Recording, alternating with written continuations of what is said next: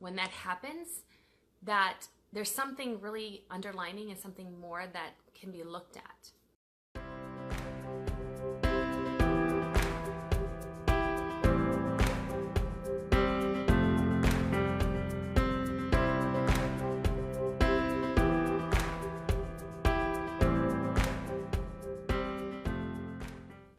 Hi everybody, happy Wednesday. If it's not Wednesday in your neck of the woods, happy today. I hope you are finding some really cool opportunities to connect with people as we've been doing these Facebook Lives, new ways of seeing things from different perspectives. Today, I really wanted to focus on understanding the underlying truth to the killers of relationships. A lot of the times we have this belief that we think maybe it's a financial issue, and we believe that because of a money trouble we had a hard time, being on the same page. Or maybe there's a belief that, that they were cheating on you, or maybe they were actually cheating on you. There's a lot of reasons that a relationship ends, but I'm talking about the original birthplace of a relationship before it hits the symptoms. When we start a relationship, a lot of the times we're very excited and we're showing up a little bit differently than maybe our true intentional self. And as the relationship goes, insecurities start to pop up. Now, this isn't always on the onus of you. It could be somebody else. Maybe you thought somebody was someone, and then all of a sudden they started to change, or the guards came down and you learned more about them.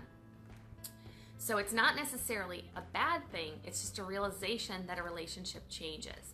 But in change, there's an innate behavior of insecurity that pops up because we think we know and we think we can depend on it, and then all of a sudden it shows up slightly different. We don't know what to think, and that will trigger some of our insecurities and make us feel like we're kind of misconnecting or disconnected. And it's really important for us to recognize when that happens that there's something really underlining and something more that can be looked at. So if you can think back into a relationship you've had where you felt like you weren't being your authentic self, or there was maybe someone you really, really liked and you were fearful of them knowing certain elements of yourself, so you would withhold that information or experience or expression. Unfortunately, the other person feels that experience in the relationship. They feel the sense of withhold. And that withholding kind of leaves like a disconnection in the relationship. Now, it could also be the other direction. Obviously, the other person may not be showing up fully authentically to who they are, and you may be feeling that disconnect, which will again put a giant hole in your relationship. Now, if you ignore it over time, thinking eventually you'll get comfortable with each other, eventually you'll start having healthier conversations, and you start to kind of lean on the relationship too much, it can start to corrode the trust of a relationship. And this insecurity can literally be the death of that relationship. Now, when I'm talking about insecurity, again, I'm talking about just the behavior of it's being unwilling to really be vulnerable in your relationship and let someone know how you're feeling, what you're thinking, asking questions that help you understand somebody else's perspective, getting a chance to really create an open experience in the relationship. It really is important for us to take the time to invest in each other and get a chance to really understand somebody else's perspective, so we can kind of get rid of the idea that there is something that you should be insecure about. Unfortunately, if we ignore insecurities, we start creating stories of anxiety that will actually expand into other relationships, and it can start spinning depression and fear of commitment. So it's really important for us to assess and recognize and take ownership of our insecurities and look for those opportunities to kind of change the belief system around what you think you're experiencing.